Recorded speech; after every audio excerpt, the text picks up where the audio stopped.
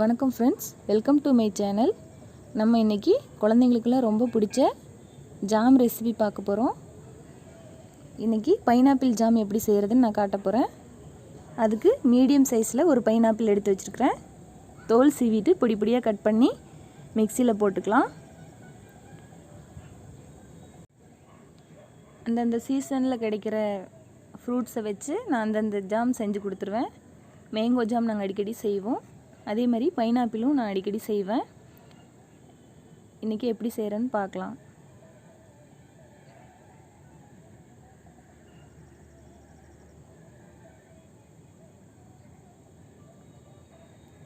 நல்லா அரைச்சி எடுத்துகிட்டு வந்துட்டேன்.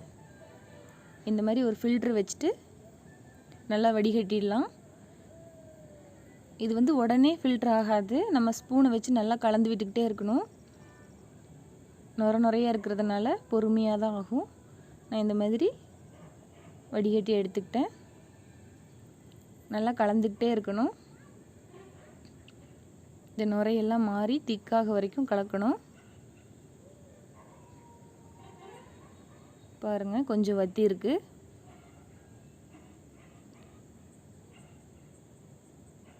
இப்போ 3/4 கப் அளவுக்கு சர்க்கரை சேர்த்துக்கிறேன்.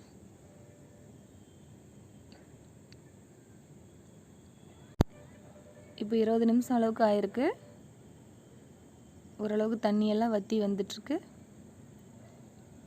இப்படியும் மீடியம் ஃப்ளேமில் வச்சுட்டு கலந்து விட்டுக்கிட்டே இருக்கணும். நல்லா கெட்டியாகும். ஓரளவுக்கு கெட்டியாயிடுச்சு. அடி பிடிக்காமல் ஓரமெல்லாம் நல்லா தள்ளி விட்டு கிளறிட்டே இருங்க.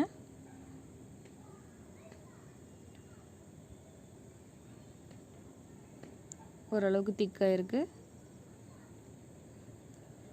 இதுக்கு நம்ம எந்த ஃபுட் கலரும் சேர்த்த போகிறதில்ல. ஃப்ளேவரும் அது மாதிரி சேர்த்த போகிறதில்ல. நேச்சுரலான ஃப்ளேவரில் எந்த ஃபுட் கலர் ப்ரிசர்வேட்டிவ் எதுவுமே இல்லாமல் ஹெல்த்தியான ஜாம் கிடச்சிரும். இந்த மாதிரி கொதி வரணும்.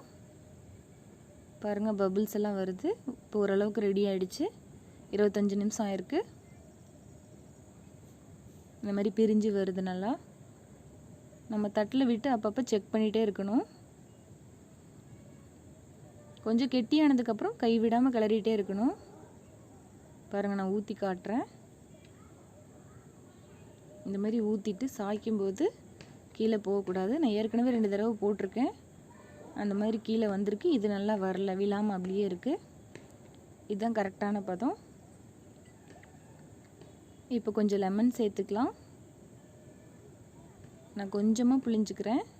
கொஞ்சம் புளிப்பு சுவை இருந்தால் நல்லாயிருக்கும் ஜாம் சாப்பிட்றதுக்கு. அவ்வளோதான், டேஸ்டியான ஹெல்த்தியான ஜாம் ரெடி ஆகிடுச்சு. இது 3 மந்த் வரைக்கும் நம்ம ஃப்ரிட்ஜில் ஸ்டோர் பண்ணிக்கலாம். ஆனால் சீக்கிரமாக காலி ஆகிடும். 3 மந்த் வரைக்கும் இருக்கவே இருக்காது. நீங்களும் செஞ்சு பாருங்கள். எப்படி வந்துச்சுன்னு எனக்கு கமெண்டில் சொல்லுங்கள். உங்களுக்கு இந்த வீடியோ பிடிச்சிருந்துச்சுன்னா என்னோடய சேனலுக்கு சப்ஸ்கிரைப் பண்ணுங்கள். Thank you.